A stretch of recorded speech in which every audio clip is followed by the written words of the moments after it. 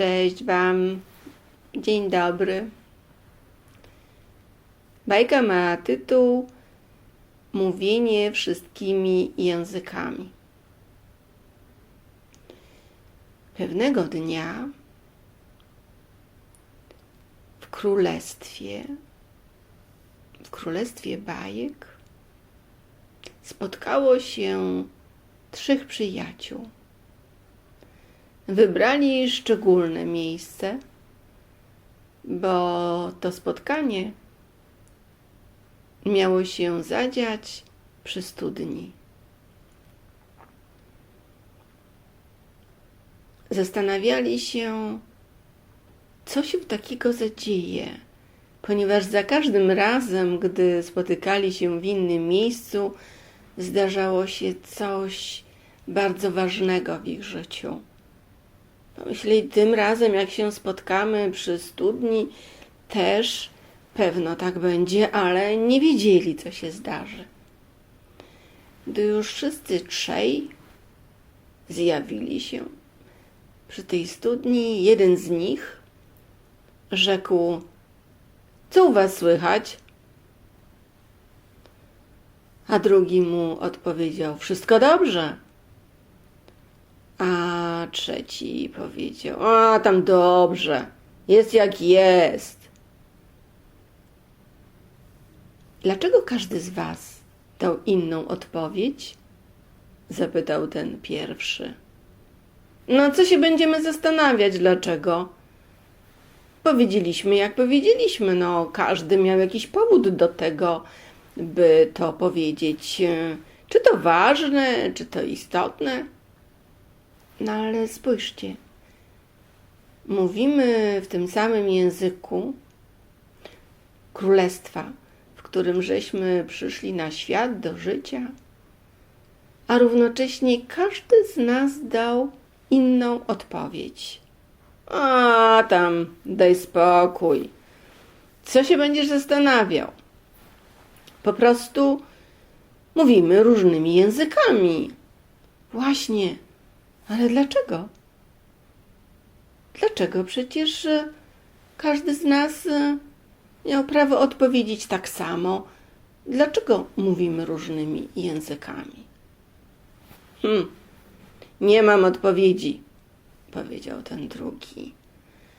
Ja też nie, powiedział ten trzeci. Gdy spotykaliśmy się w poprzednich miejscach, zawsze na temat, o którym mówiliśmy, była odpowiedź. Znajdowaliśmy tą odpowiedź. Ale teraz mówicie, że brak odpowiedzi, to może spotkajmy się za jakieś 5 lat w tym samym miejscu. Może już będziemy znali odpowiedź. No jak chcesz, to może tak być, no ale jesteśmy przyjaciółmi, aż 5 lat czekać na kolejne spotkanie, no ale skoro tak mówisz, dobra, niech będzie, powiedział ten trzeci. I rozstali się. Minął rok, 2, 3, 4. W końcu ten 5. rok i ta data, w której mieli się wszyscy stawić, która mówiła o tym, że to spotkanie ma się odbyć, znowu w tym samym miejscu. Przybyli. Hej, co słychać u ciebie? 5 lat minęło, rzekł ten pierwszy. O, słuchaj, interesuje mnie bardzo pomaganie ludziom. A co się w twoim życiu zmieniło? Zapytał ten pierwszy tego trzeciego. O, ja to wiesz, wszystkimi bym chciał rządzić, zarządzać i właściwie jak coś robią inaczej jak ja, to się zastanawiam, dlaczego mam taki nerw na to. A ty? Zapytał ten trzeci tego pierwszego. No ja powiem szczerze, że bardzo mnie ciekawie interesuje ludzkie ciało. Ogromnie. Chciałbym coś robić dla dobra ludzi, może nawet ich leczyć. O, widzę, że już wiesz, co chcesz w życiu robić, ale nie wiadomo, czy będziesz to robił. No tak, to prawda, rzekł ten pierwszy, ale mam nadzieję, że będę to robił. A ty, czy wiesz, zapytał trzeci drugiego, co będziesz robił w życiu? No ja to pewno bym chciał zostać doradcą, rzekł ten drugi. Doradcą. Ciekawe. Słuchajcie, ale tak na dobrą sprawę dalej mówimy różnymi językami. Ten mówi, że chce zostać doradcą, ty mówisz, że chcesz zostać kimś, kto rządzi i zarządza, ja być może lekarzem. Dlaczego mówimy różnymi językami? Czy wiecie dlaczego? No, wiesz, każdy człowiek ma prawo przychodzić w jakiejś sprawie i rzeczy, kształci się, odkrywa swój talent, w końcu się w nim spełnia, ale ile trzeba się zastanawiać, szukać, jaki to ja mam w życiu talent, uczyć się i nawet nauczać, żeby ten talent sam się chciał odkryć. Bóg jeden wie. Słuchajcie, mamy po 20 lat. Przed nami całe życie. Spotkajmy się za kolejne 5 lat. Zobaczymy, w którym kierunku każdy z nas poszedł. Dobrze mówisz. Niech tak będzie, rzekł ten drugi. I znowu się rozstali. Minęło kolejne 5 lat. Jak z bicza strzelił i znowu się spotkali. Co słychać? Zapytał ten pierwszy. O, ty najpierw powiedz, co u ciebie słychać. No wiesz, ja właściwie już robię specjalizację lekarską. Jednak będę lekarzem. Bardzo mi to odpowiada. Słuchaj, ile trzeba było wykuć tych słówek, tych różnych nazw w ramach tego, co i jak się w tym człowieku nazywa. Och, mówię ci, czasami to mi głowa aż puchła. Ale wszystko mam w małym palcu. I uwielbiam to robić, pomagać ludziom. Zdrowieją. Będą zdrowieć. No już zdrowieją, bo już nawet to wizualizuję i widzę, że jak im dam radę, poradę, no i receptę wypiszę, to będą zdrowi. Super, rzekł ten drugi. A ja kształcę się na doradcę. A na jakiego doradcę? No takiego, wiesz, od spraw życiowych. Już też sporo wiem, ale oczywiście to teoria. Za jakiś czas będzie praktyka, ale jeszcze się kształcę. I lubisz to robić? No tak, lubię to robić. Sprawia mi to radość. Pomagam, czy właściwie wizualizuję, że pomagam, a będę pomagał ludziom. A u ciebie co? O, ja to będę ministrem. Zarządzam póki co wszystkimi prawie studentami. I jakoś się zdarza, że mnie słuchają. W domu też próbuję, ale jest trochę gorzej. Mama i tata, póki jestem na ich utrzymaniu, mają najważniejsze zdanie do powiedzenia i oczywiście słucham. Jestem posłuszny. Ale w różnych miejscach zarządzam. Jak mi tylko pozwolą, zarządzam. Będę ministrem. Świetnie, rzekł ten pierwszy. No wiecie, świetnie. Każdy z was jest świetny. I każdy z was mówi innym językiem. Słuchaj, pamiętasz jak chodziłeś do szkoły? Pamiętam. Jak pani nauczycielka od polskiego mówiła, trzeba tak mówić, tak mówić, tak mówić, tak mówić. Były rygory w języku używanym. Pamiętam. A teraz ta wasza składnia jest taka różna. To się zacinacie, to przekręcacie, innych przypadków używacie. Co się zmieniło? A wiesz, powiem ci szczerze, doradca się odezwał, że czasami sam się zastanawiam. I nawet któregoś dnia rozmawiałem ze swoim ojcem. No, ojciec mi powiedział, że są różne profesje. Oczywiście tym samym różne talenty, różne specjalizacje. I w istocie każdy musi nazbierać taki zbiór słów, tak odmienionych, tak wypowiedzianych, by ten talent swój osiągnął. Stąd mówimy różnymi językami. Ale czy w to uwierzyłeś? Zapytał ten pierwszy. No, na razie to ci powtarzam to, jak teorię, ale coś w tym jest. Trzeba najpierw osiągnąć cel życiowy, później powołanie, przeznaczenie.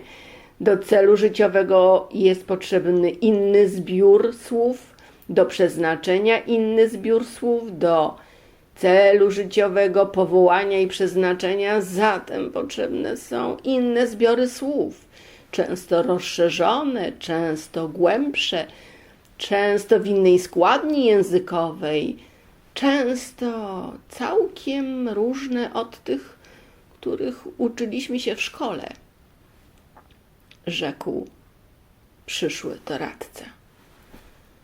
Godzicie się z tym? A co robicie, jak wam ktoś zwraca uwagę? No jak to co? Rzekł ten, który chciał być ministrem. Po prostu mówię i już. Przecież to jest moje życie. Ja wiem, co w tym życiu mam zrobić i jak. A ty co robisz, przyszły doradco? Zapytał przyszły lekarz. No ja to się jeszcze zastanawiam właśnie nad tym, co ojciec powiedział. Nie mam jeszcze takiego ukształtowanego swojego zdania na ten temat, ale na pewno wiem, że jak zmieniam składnię językową i chcę powiedzieć poprawnie, tak jak kiedyś w szkole mnie uczono, to coś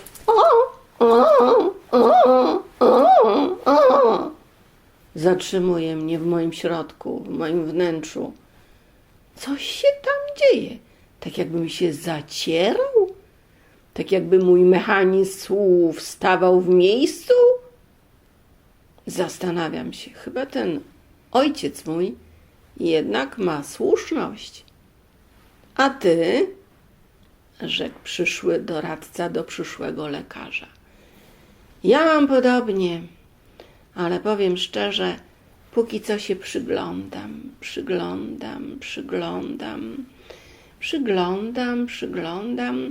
Jeszcze czasami chcę mówić po szkolnemu, ale i tak dzieje się inaczej. No, widzicie? Wszyscy mówimy różnymi językami. Tak. I pewno jednak to tak jest, że cel życiowy, powołanie i przeznaczenie wymagają różnych języków, różnej składni językowej. W innej kolejności jest czasownik, rzeczownik, zaimek i tak dalej. I my, jako osoby, które chcą osiągnąć swój talent i spełnić się w swoim talencie, przestrzegają to, co płynie wartko z nich, czyli z nas. Rzekł przyszły lekarz. Tak mówisz naprawdę, czy tak, żeby nas uspokoić? Zapytał przyszły minister.